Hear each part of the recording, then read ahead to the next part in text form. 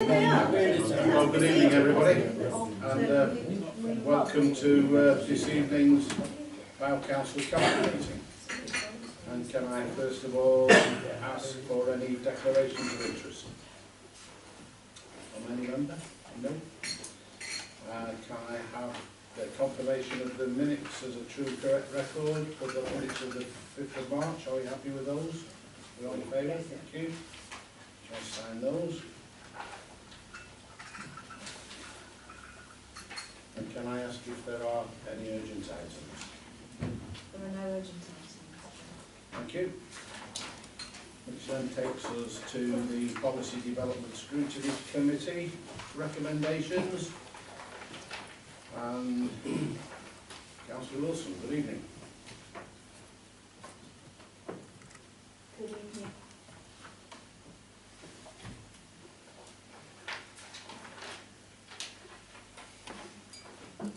There are two sets of minutes that I'm bringing to your attention this evening.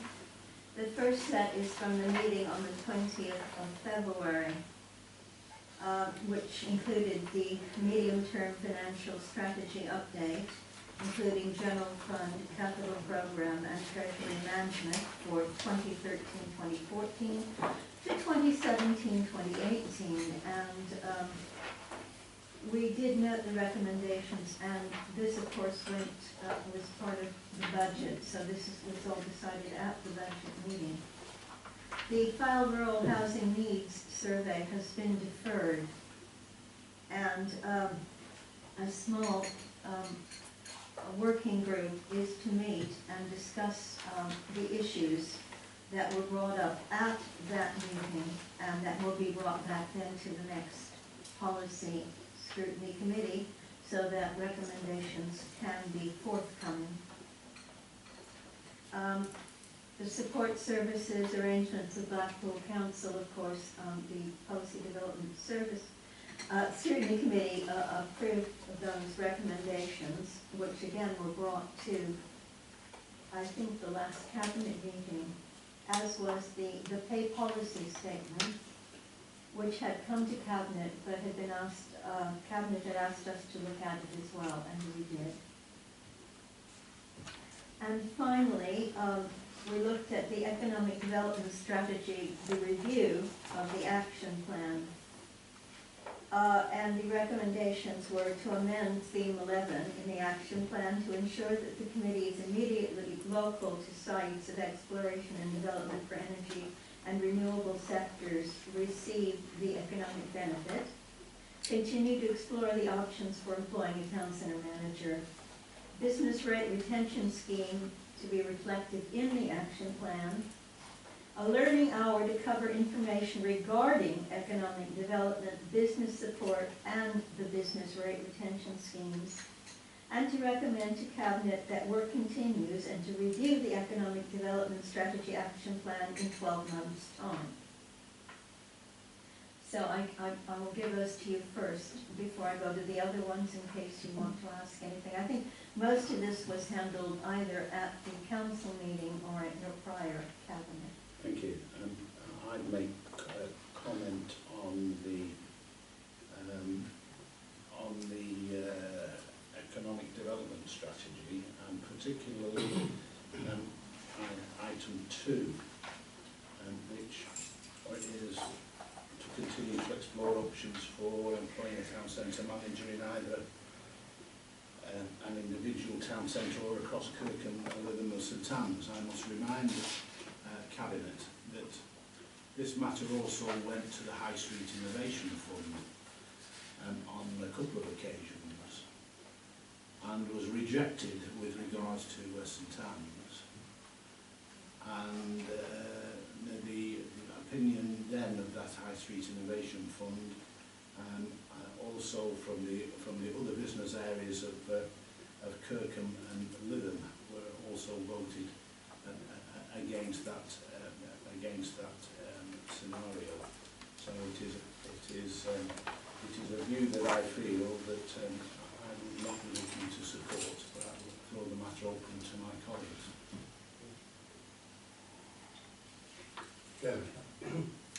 This concept of a town centre manager has been floating around for 20 years, and every occasion there's been serious debate around it.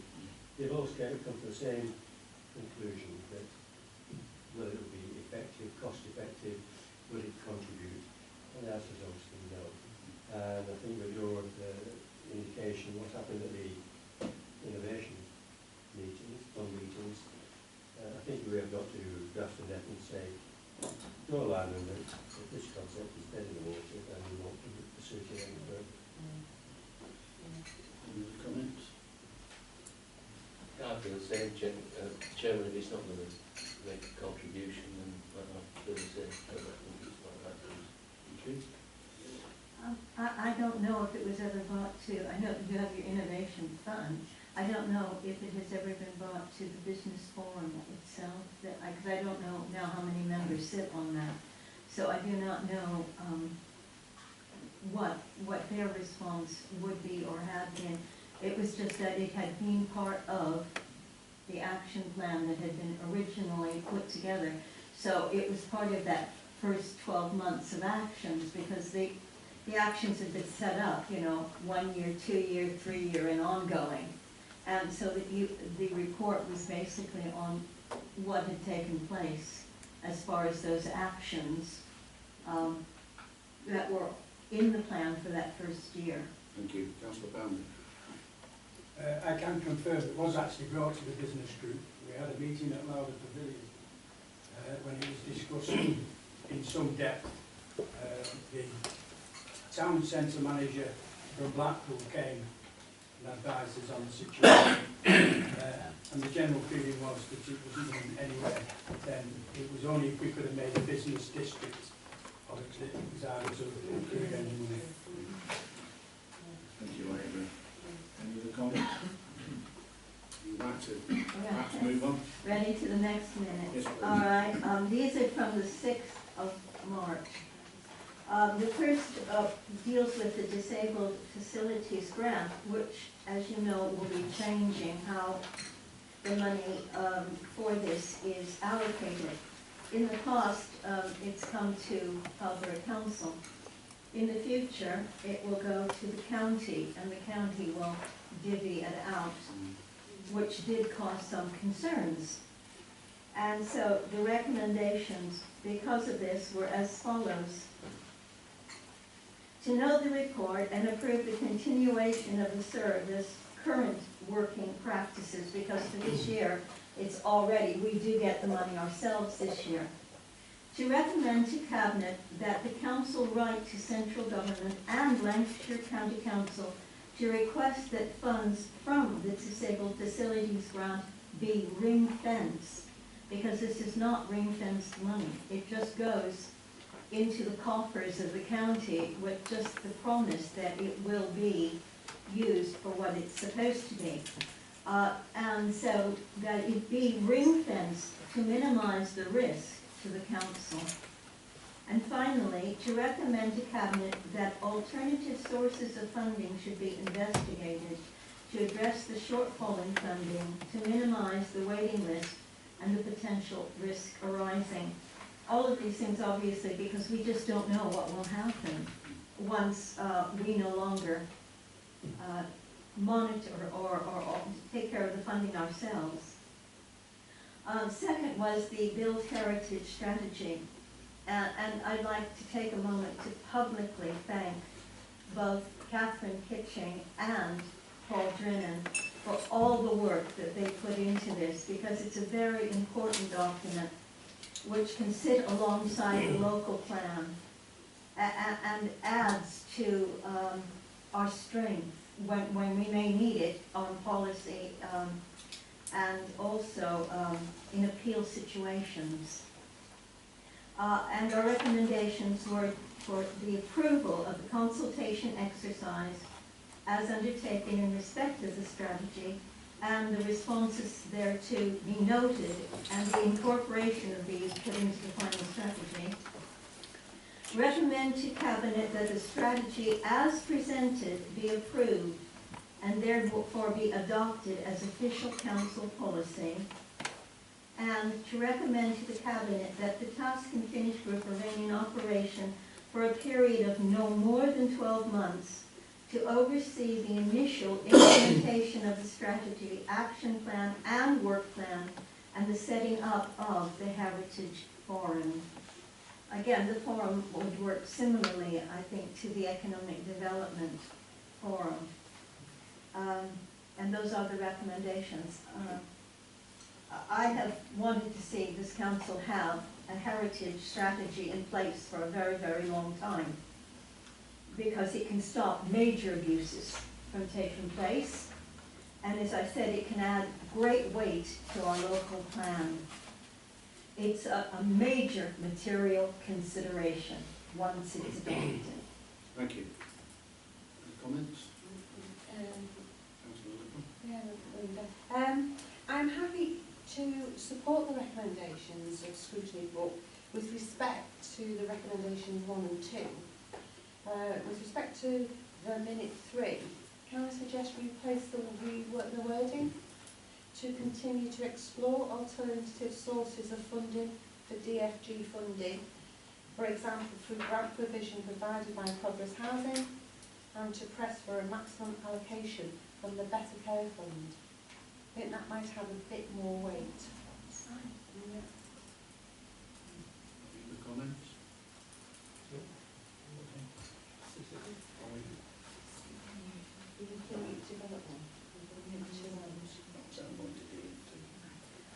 Are we happy therefore to, with regards to the minutes for the 17th of February, to accept those recommendations until the economic development strategy, and to delete recommendation 2, and with regards to the minutes of the 6th of March, to accept the recommendations of scrutiny, but with the disabled facilities grant and the change of wording to recommendation number 3.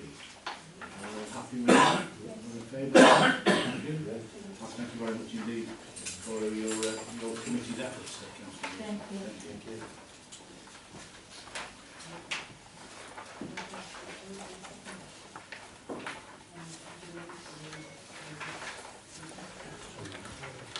And yes, I omitted to look to a proposer and seconder for those.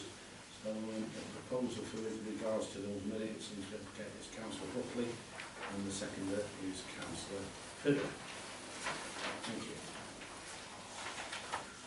Which takes us now to the community focus scrutiny committee, and good evening, Councillor Mulholland. Good evening, Chairman. I hope the hips out there, Councillors. It's continuing to improve, Councillor. Oh, yes. Oh, dear.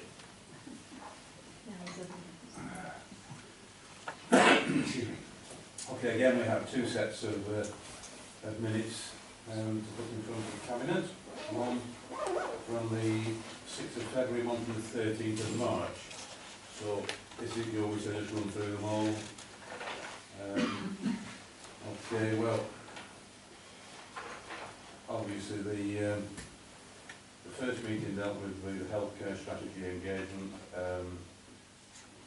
You've got the recommendation there, which is fairly straightforward. I would just point out that the members did actually raise quite a lot of concerns based around the way that they thought GPs were handling things now, and concerns that in future with much more budget and much more of a job to do that affects our electorate, that we were extremely concerned that this was going to work. And I think the 3 people who here took it on board. The important part of that meeting is that they are coming back up there to see how things are progressing. Then we had the final club day arrangements. Again, you've obviously seen the recommendations. Somewhat disappointed to read in the paper that the claim for local businessmen has just saved Kirk and Club Day. Fortunately, the members were a little bit in front of him, as we've been discussing this for over 12 months now. Tracy and other officers met with the different club day committees at Ray Green, and I think it's a good job that we've gone down that course, because while some were up to speed and knew what was happening, there were some that certainly didn't. I think there was a bit of anger about Fylde Council being seen as a big valley, but they were put straight, and fortunately things are now, you know, pretty smoothly going along. The last part of the recommendation is basically my suggestion, just that the Fylde Council showed its ongoing support. I don't particularly see a budget implication, it's just that if at some future time there are dangers, I'm just hoping that we will say that we are there, we're in the background, we're not sticking our noses in, but we do recognise the importance of these club days, and we'll support them as and when and if needed. And then the last item was a scrutiny request for webcasting arrangements. I don't know if anybody's tried to watch the webcast of my 13th of March meeting, but if you have, you'll see it peters out partway through my summing up, because apparently the memory card of the bugle not a big enough capacity to take the meeting. Hopefully it'll be a very, very quick job to review the webcasting arrangements, and hopefully it might lead to some slight improvements. I'll move straight on to the 13th of March meeting, Chairman. Two items on the agenda. The first was the Fylde Coast Master Plan, which is just a draft going out for consultation. We'll come back to scrutiny again after that consultation. Fairly straightforward. The other item was the regeneration of the Scruple site. I realise that that's the candidate deferring debate of that tonight. Of course, if you want the benefit of asking any questions while I'm here, then that's fine. You've obviously seen the recommendation, but that's pending.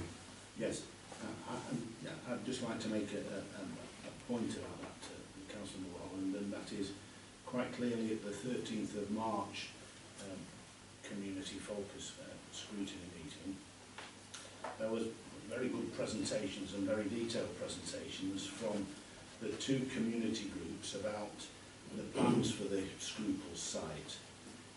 Each of the groups was committed and passionate about their vision for this important part of Lythams foreshore.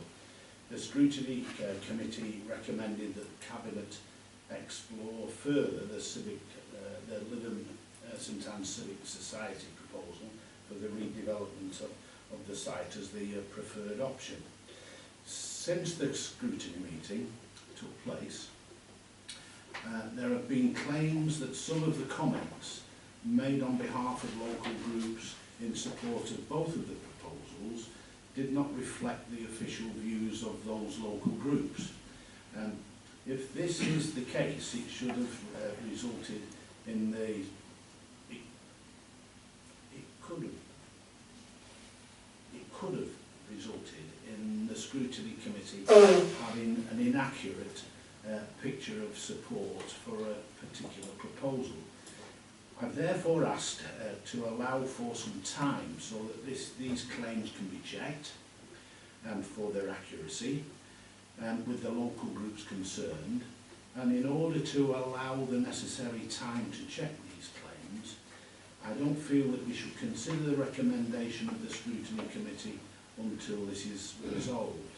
I therefore propose that it would be the reasonable course of action to defer the matter until the next available meeting of the Cabinet, so that these matters can be clarified. Nothing wrong with the recommendation, we just want to clarify some specifics within that recommendation. Thank you, Chairman. I don't have any problem with that whatsoever. I wish we clarified every aspect of everything we do, if were there are question marks. However, I don't feel that there is, I should say, I am an active Facebooker, and I've seen most of the accusations, and I've seen most of the comments on YouTube, and I've seen most of what's being said. I don't believe that most of the things that were always being said would have made a material difference.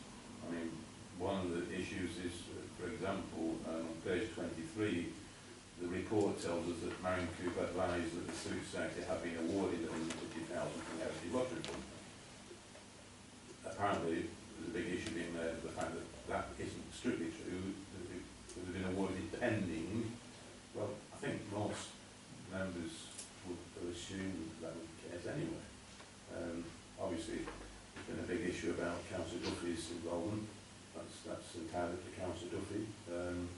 But I would say that Councillor Duffy is not a stranger to community focus. In fact, if you look at the minutes of the 6th of February meeting, he attended that as a substitute, as he often does. So it's not, anything that's unusual.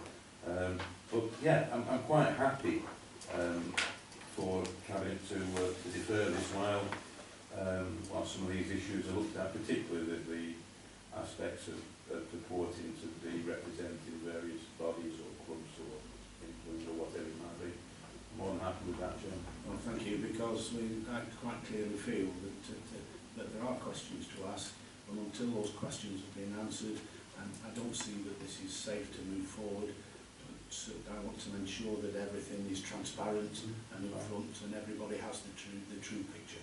I thank you for your understanding. Any other members, any items to raise? If I could, if we could just change the recommendation slightly on the health and care strategy engagement.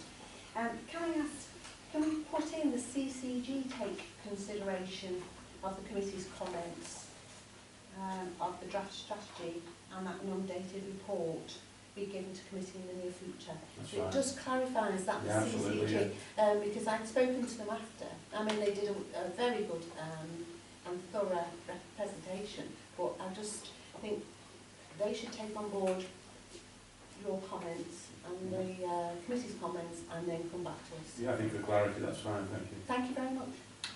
Councillor Buckley? Thank you very much. It's about the webcasting arrangements recommendation, which doesn't seem to fit with the minutes. The minute on page 19, it's right at the bottom, it's the last sentence.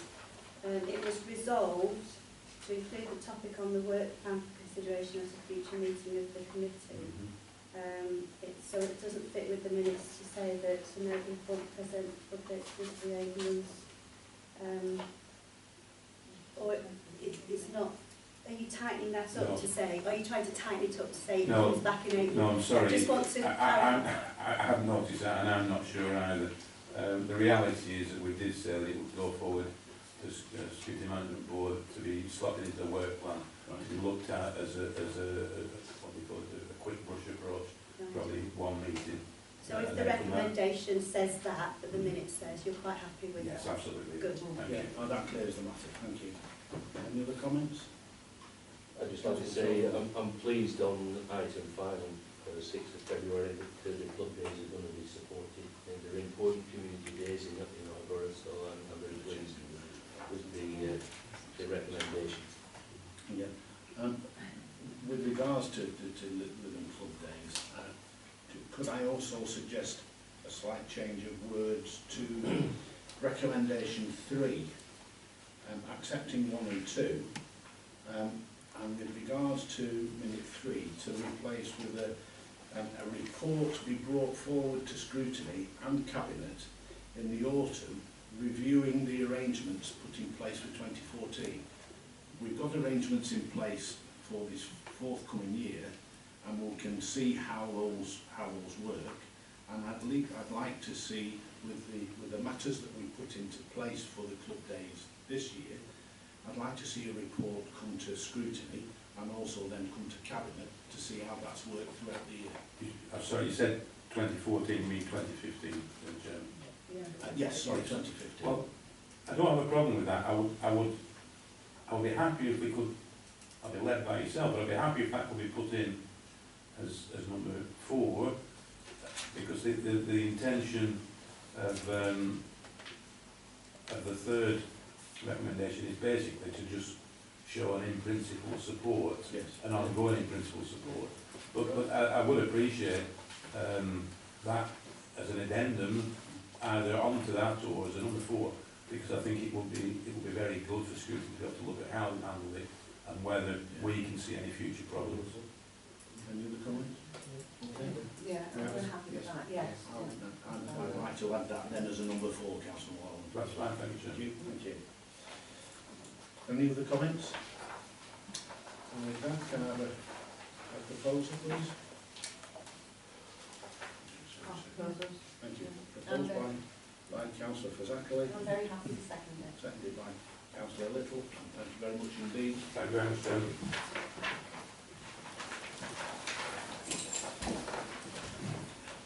Now takes us to item number 6, which is the document image system purchase scheme.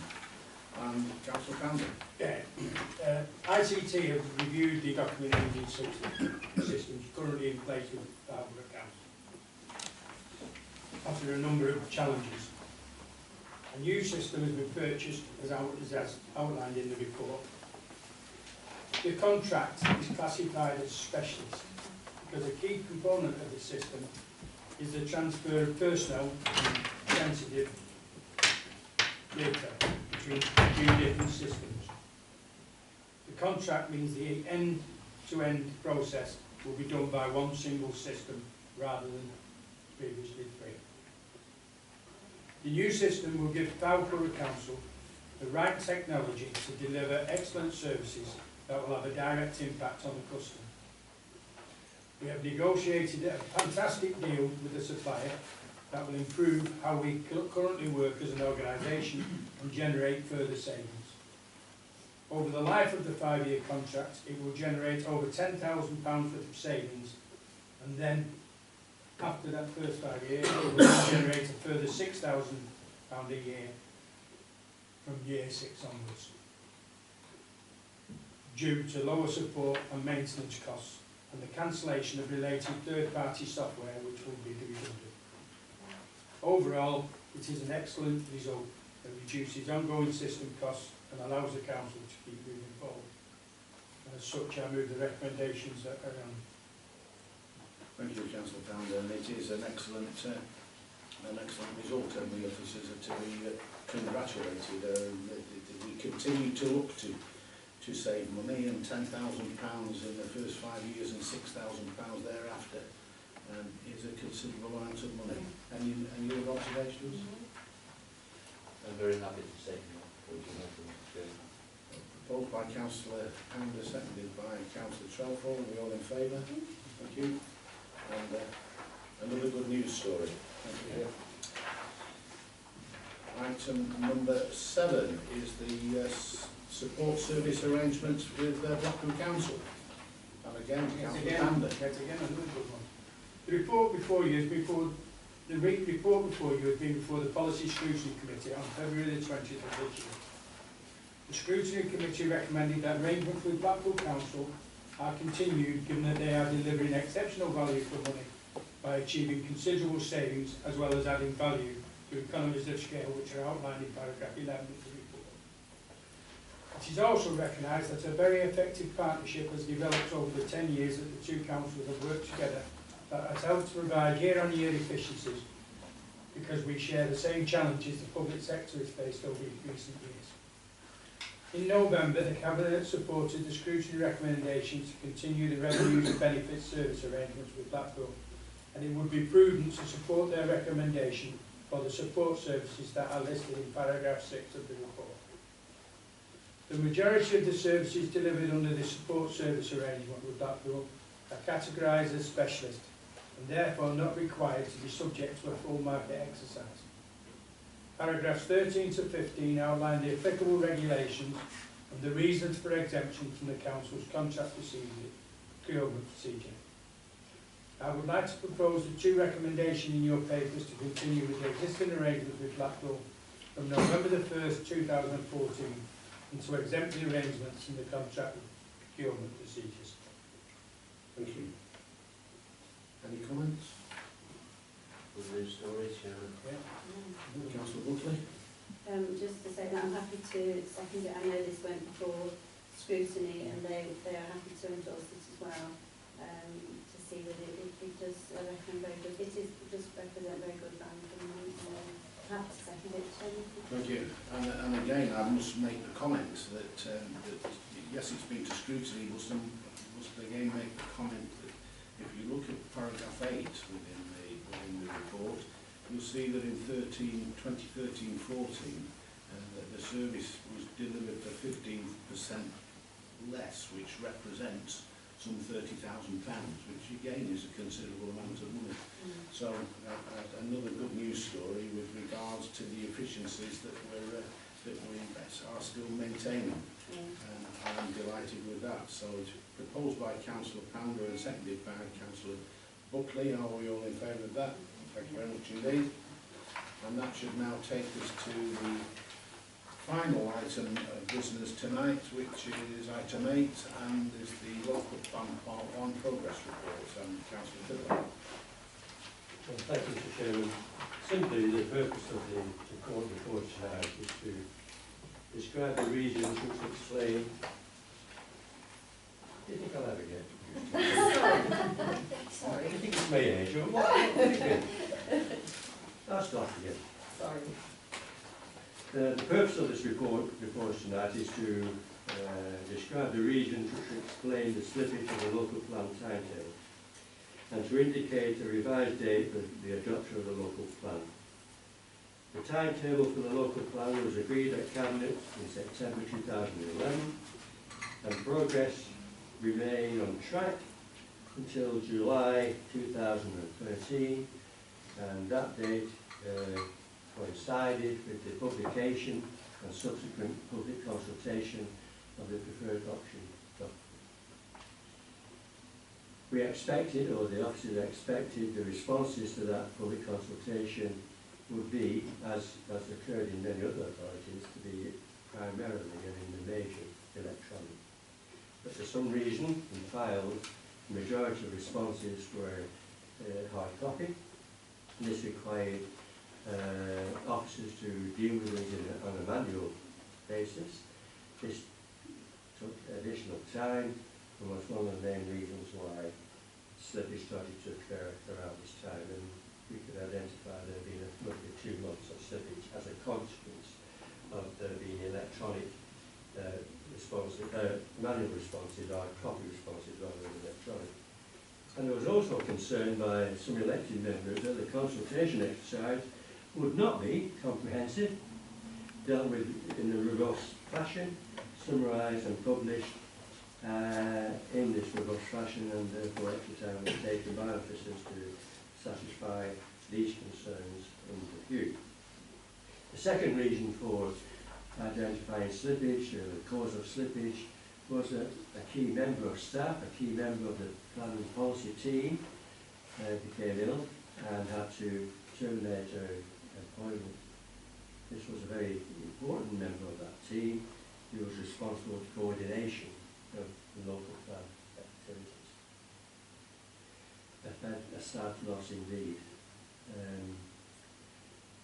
Another reason for slippage is that the government are inclined to change the goalposts periodically.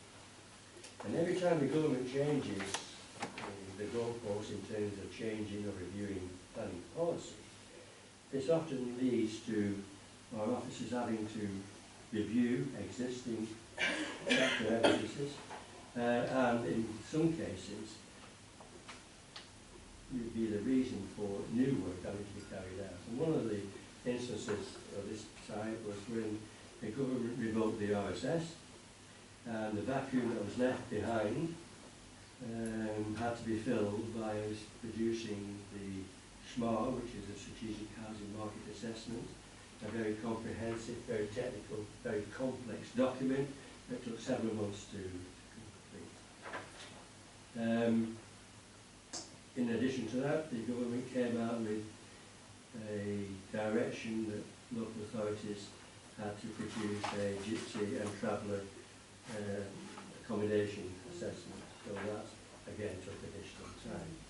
So this led the to the degree of slippage described. The timetable for the new timetable, the new revised timetable, is on Appendix 1, and there you can see that there's a hope that the local plan goes into the steering group in May and subsequently to the Secretary of State in December. I look at the timetable and I nod my head and say it looks okay and so on, but I could not give an absolute assurance that we will adhere to that timetable. There are risks associated with describing such a timetable, and one of the risks has come to the fore in the last 2 weeks when the government, having introduced the concept of the National Planning Policy Framework 2 years ago, have now, possibly in response to consultation and aggravation from Shire councils, issued guidance on how to interpret the National Planning Framework, and we're still trying to assimilate the significance of this new piece of information, but it could be that that in itself requires our officers to go back to aspects of the local plan, make changes. If those changes are of any significant stature, then of course it kicks in the need for additional consultation, and consultation exercises take a considerable amount of time. So at this present time, the best I can do is there before you is the new revised timetable. Hopefully, if the impact of the new planning guidance interpretations are such that it doesn't cause major changes to what we have published previously, then perhaps we will be able to stick and adhere to that timetable. Thank you. Colleagues, any comments? Councillor Woodley? Councillor Fylde knows how I'm just I certainly do. dismayed by any slippage on this timetable, and you will also know that we've made it quite clear to the planning department, planning officers, senior officers, that if this is a matter of resourcing, please come to us and we will consider resourcing, because we don't want to see this timetable slipped. Having Well, can I just make on that point before you go on? let me finish on that, because having raised that with Mark Evans directly, my understanding, and this is where I'm sure you can add to this, is that it's not the end, it's not particularly the end of this timetable that would provide this borough with the protection it needs from having a local plan, which is my simple understanding of it, but there are steps along the way that would give us the protection that we are seeking. And that's what I want to ask you about, really, because there is such uncertainty moving forward. You've touched upon it. If there are other significant changes that require further consultation, further changes, there is no reassurance that this end date now will be met. But what are the steps that you can tell us about that give us some reassurance of protection to fire? Well, your points you make are twofold. Right? The first one, are there additional, could slippage be prevented by additional resources? The examples I have given Cabinet this evening are such that additional resources would not have helped. The person who left was replaced as quickly as possible, and you can appreciate an instant change around once involved in taking that and the replacement. Additional financial resources would not have helped in the scenario that I've described. Certainly doesn't change the government's inclination to the goalpost. What the main point you raise, I'm sure, is that we have a timetable which describes the flow of the local plan for a series of scenarios and how significant are these steps. And I think I made reference to the fact that the local plan, we hope, will be adopted by the steering group in May. And then subsequently the council will be in position to accept the draft local plan. The nearer you get to its completion in terms of the process described, the more weight you can add to that plan if you're in the public arena in terms of a appeal scenario. Therefore, if it had been that the steering group have adopted the local plan in May, it has to go through these technical areas of further work, but that in itself is an extremely significant aspect of the evolution of the timetable, because it's seen where, as a scenario, where elected members have given their support to a evolving plan, and for the first time in this long process, you can add considerable weight by saying this is the intention of our work. You'll get arguments, you'll get debate, you'll get barristers cross-checking that they're examining this concept. But in the main, we can add considerable weight once we get past the main scenario. So that's a very important aspect of the timetable. Then it gets to the Secretary of State, of course. That sort of regards. How could I say that? How could I possibly think that? In terms of whether it's found to be sound, of course it is found not to be sound.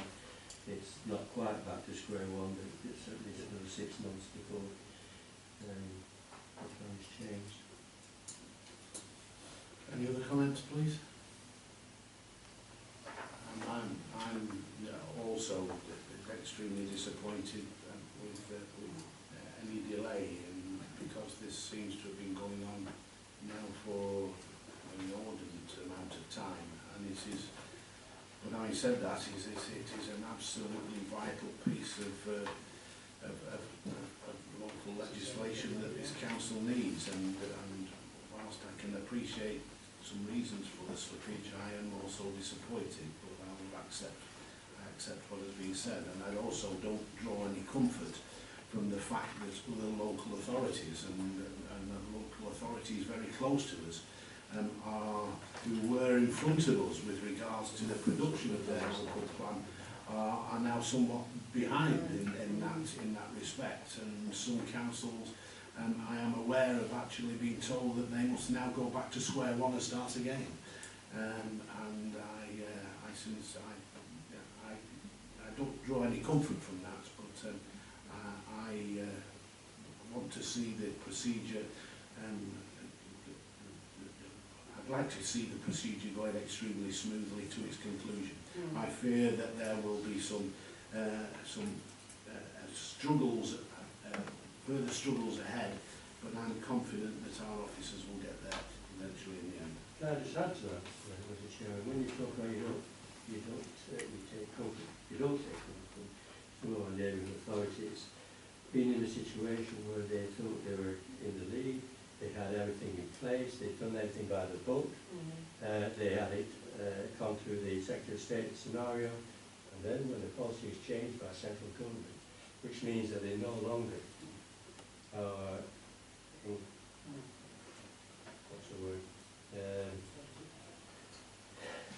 satisfying the new change of policy, then they go back not just months, but potentially years.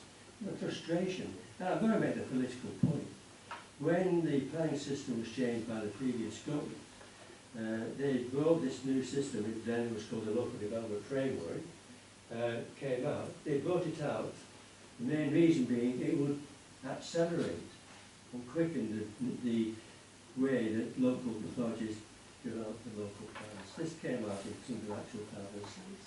It's we're in the 8th and 9th year, and this was designed to speed the process up. And we are at the mercy of an ever-changing government directive in changing the guidelines and the rules and the goalposts that we've set. Thank you. So, with that, any other comments? Thank you. And with that, then the item is proposed by Councillor Fylde, and I will second Councillor Fylde with regards to the progress update. Are we all in favour? Thank you very much indeed. And thank you for your attendance, and that concludes the business of Cabinet proceedings. Thank you very much indeed.